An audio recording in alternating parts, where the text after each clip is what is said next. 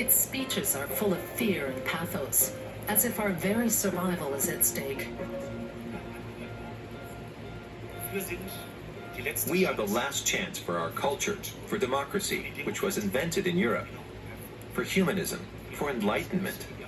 We are the last chance for European freedom. Those who are destroying Europe, their names are Juncker, Timmermans, Schulz, Draghi, Merkel, Weber. These are the destroyers of the European idea, ladies and gentlemen.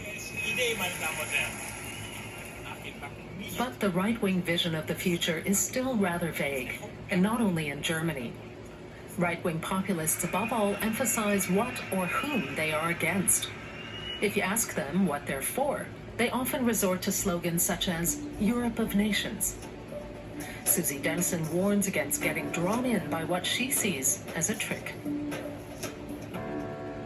That framing of it being kind of Le Pen versus Macron, or in a wider European sense of it being the Macron vision of Europe versus that of Orban or Salvini, I think is very much the way that the far right are trying to frame these elections. But I think that it would be a mistake for the pro-European parties, including Macron, to work with that. I think it's far more important to sell the importance, to mobilise European voters through the idea of what Europe can deliver on. The right-wing populists have an easier job, simply targeting the enemy in Brussels, which could pay off for them in the coming European elections. Let me go back and give you guys the results of this right here. These communities is who suffering 40%. An AFD meeting on the one side and counter-demonstrators on the other. There is great resistance to the AFD. That's my point right here.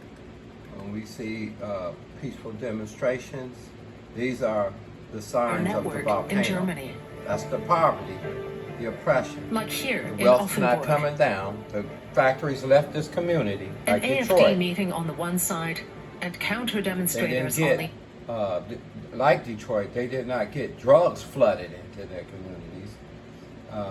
But we see the outburst of that volcano of oppression. Here, they're protesting, and we see police. So everyone is not a thug and a criminal. Just that's like saying that a person is part of the country they're in, and we put another title on them.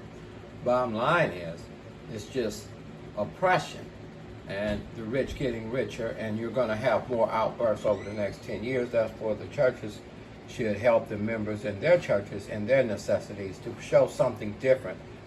Any system but a system that obviously is taken is going to the top, and there is no a runaway train, so to speak. No provision to make sure that your brother, being your brother's keeper, that at least they get something out of the deal other than just suffering as far as paying IOUs out, basically just to have a roof over their head and to eat food. Jeremiah 23.